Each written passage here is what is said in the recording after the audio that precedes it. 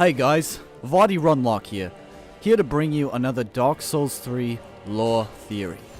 Now this theory is going to completely change the way you look at Dark Souls 3 PvP ever again. At least until you stop playing Dark Souls 3 PvP, because then you probably won't be thinking about Dark Souls 3 PvP, and this lore theory will be a complete waste of your time, and I don't know why you're even bothering with this in the first place. But anyways, after you descend to the lowest depths of the Painted World, and you defeat the champion's Gravetender and his wolf. Gravetender and the Grave Wolf. The two separate entities, but you gotta kill them both. They're one boss.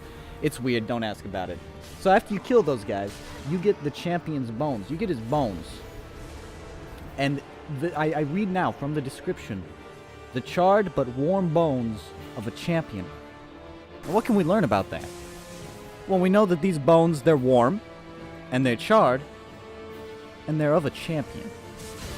So clearly, the champion's bones are the charred but warm bones of a champion. Now you think about that.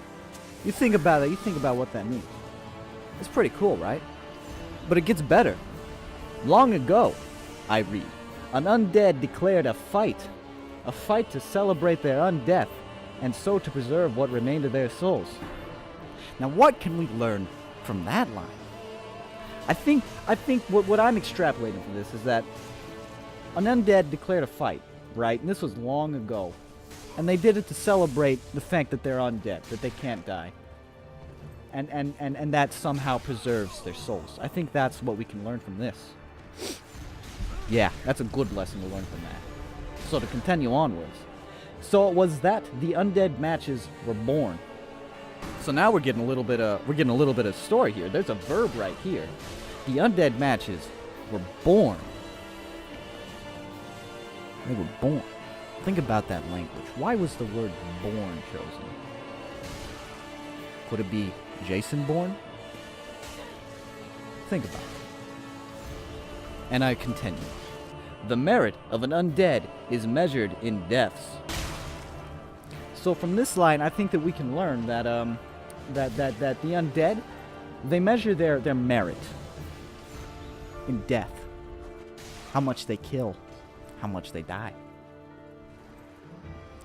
That means a lot to me. Live, die, live again. What does it really mean in the end? I think it means that the merit of an undead is measured in deaths. That's what it means. Now you take that to heart. You keep it with you. I don't expect you to learn anything from it right now. But maybe tomorrow, maybe the day after that, maybe you'll come up with something. And I continue further with the final line. Could there be a greater gift for such a creature than a fight that has no end? Now this is interesting because this poses a question. This poses a question, and I think we need to answer that question. I think we find the answer to that question. We're probably gonna find the answer to that question by answering it. So the question reads, could there be a greater gift for such a creature? And I think this first line is supposed to imply that there might be something greater for such a creature. I think that's what this first line is trying to imply. And then the second line, then a fight that has no end. I think that's the greater thing, a fight that has no end. I think that also implies that when they go to fight, it never really ends. Because it's a fight that doesn't end. Anyways, thank you for listening.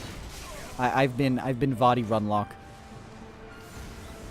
That's all I have to say, I guess.